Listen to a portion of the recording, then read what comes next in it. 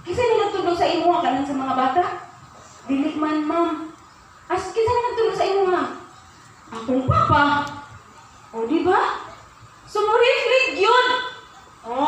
Mo-reflect yun sa anak kung unsa ang imong ginawa sa imong palimalay. Or yun sa imong magdala ang imong mga anak. No?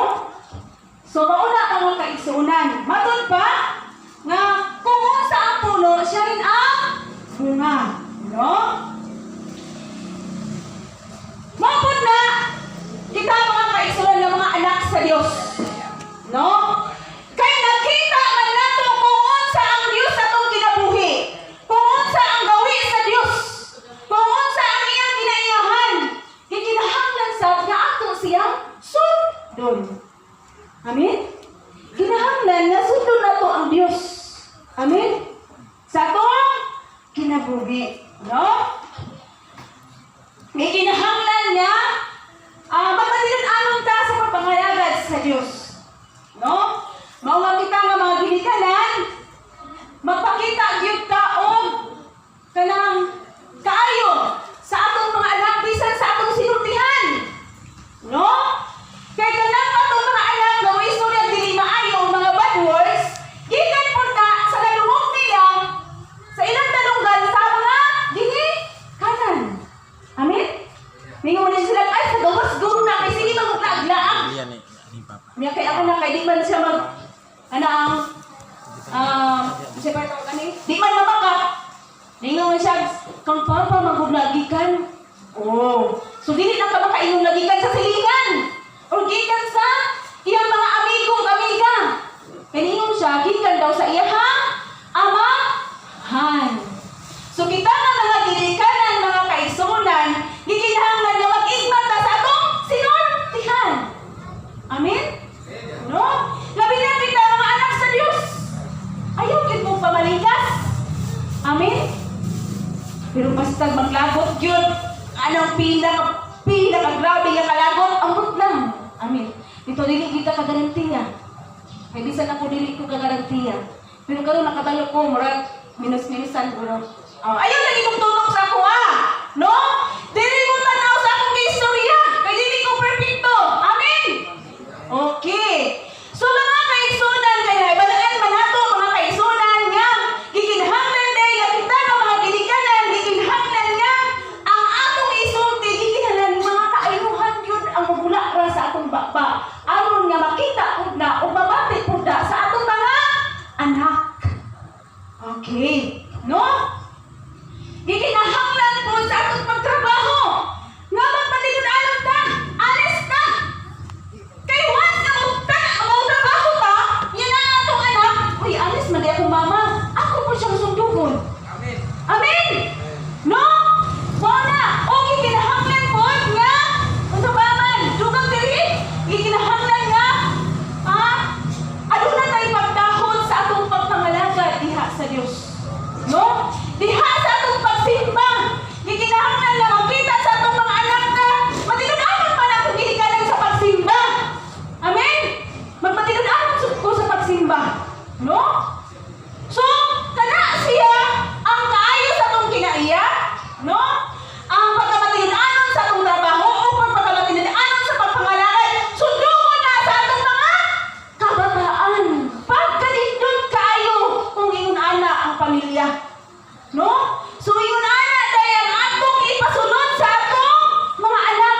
Yun ana day ang pagtutlo sa atong mga kabataan. Amin ba? Kaya bakit yung kita na mga bata na So atong inay siya kuanon nga naatay batanon, naatay sa school teacher sa mga batanon o sa mga kabataan. Amen?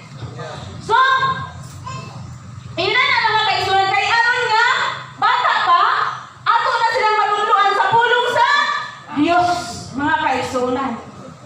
So naabatay na katunan mga kaigsunan. So ningon diri maghigugma ay tulo mahigugma ang disiplina. No? Gikinahanglan nga ang pagdisiplina adunay paghigugma.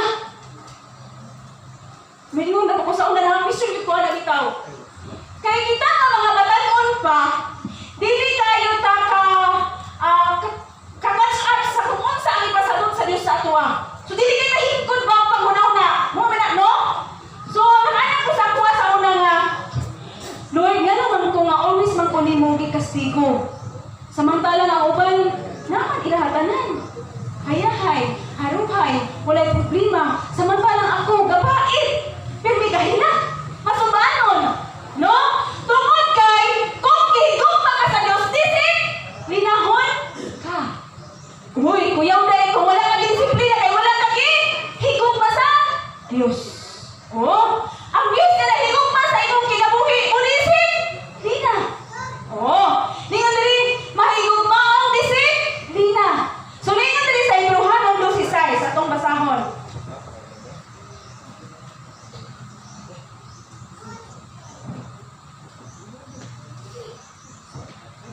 Sa size makapatay ang mga sa to? Dosi size.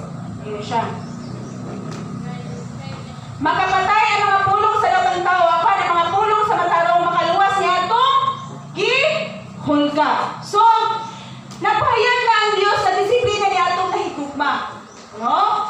Gipasabot nga ang mga ugnanan usa ka buhat sa hugma. No?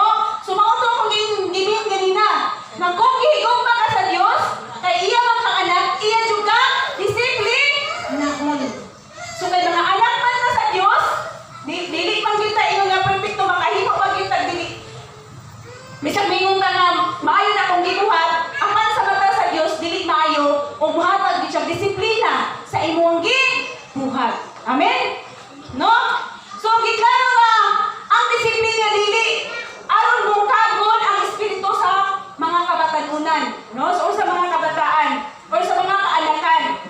Apan aron sa paggiya sa iyang mga lakang. Kung dili giyahan ka nga matulig ka. No?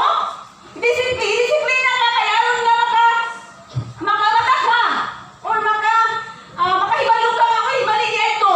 Sumaunay ni ang dalan nga angay nako nga paga subayon. Amen. So ingon ana mga kaisunan sa atong kinabuhi. No? Ikinahanglan gyud ni sa atong mga panimalay.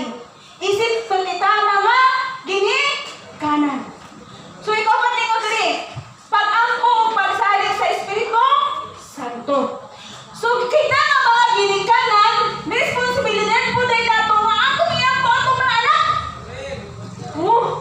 Abi mo na po ka ng ako kay wala akong kabasa paani. Kinahanglan ko dito nga ako ginaiampo. Ako nag-ampo po ko sa akong anak.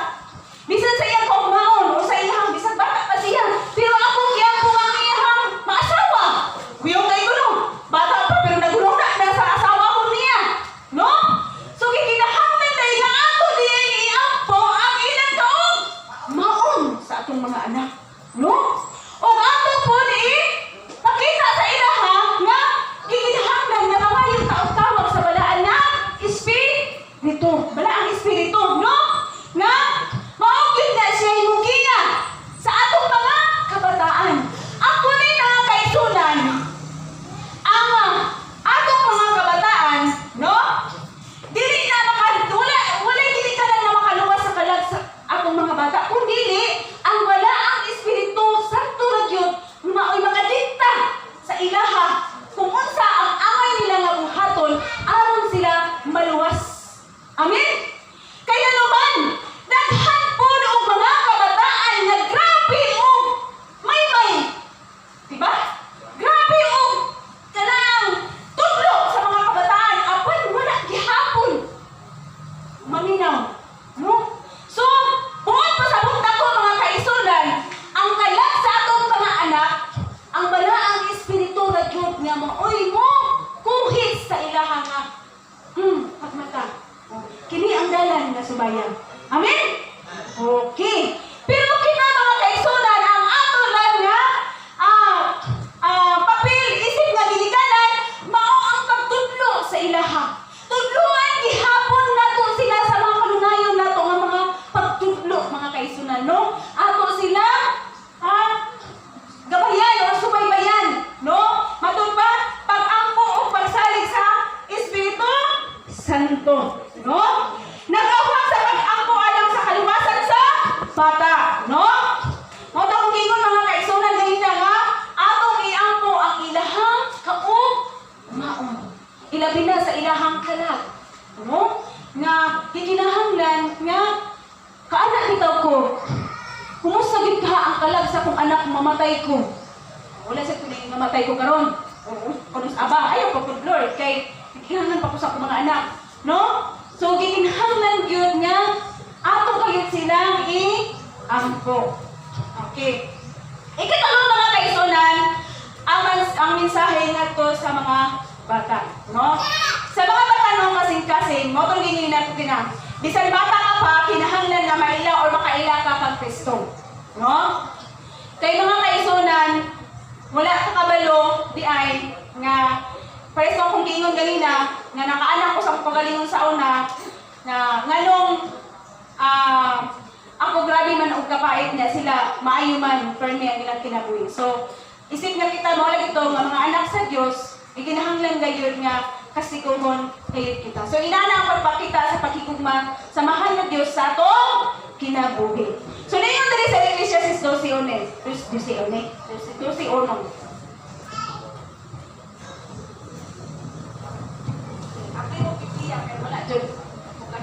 So, ingon siya, Musa, hinumdumi ang imong magbubuhat samtang matanon pa, ikaw! Oo. Aminawan ninyo! Musa, hinumdumi ang imong magbubuhat samtang matanon pa, ikaw! Sa dili pa maabot ang makasubok ng mga adlaw o katuigan na moingon ka, dili ako malipayon sa akong kinabuhi. Unsay iyang giingon? Hinumdumi ang magbubuhat samtang matanon ka pa. Wala siya niingon nga. Ha? Unsa man? Magduol ka sa pulong sa Dios nga tiguong na ka. Ang iyang giingon nga hinumduman siya samtang matanon pa ikaw. Okay. Wala na ingon ang Dios nga ikaw tiguong na hinumdumi ang akong pulong. Niingon siya nga hinumduman ang magbubuhat samtang matanon ka pa. So, buhat pasabot ang atong mga kabataan or kita nga wala pa nahikot sa pulong sa Dios, sa kamatuoran sa Dios, ato na siyang hinumduman karon pa lang. Amen? No? So, gihigugma kita sa Dios, no? Si Jesus namatay alang ka nato. So, gitawag kita niya karon, so wala pa gitawag, no? Karon ka gitawag. Wala siya nagtawag na tigulang na ka. Amen? Kuha na to? Umapit na oras.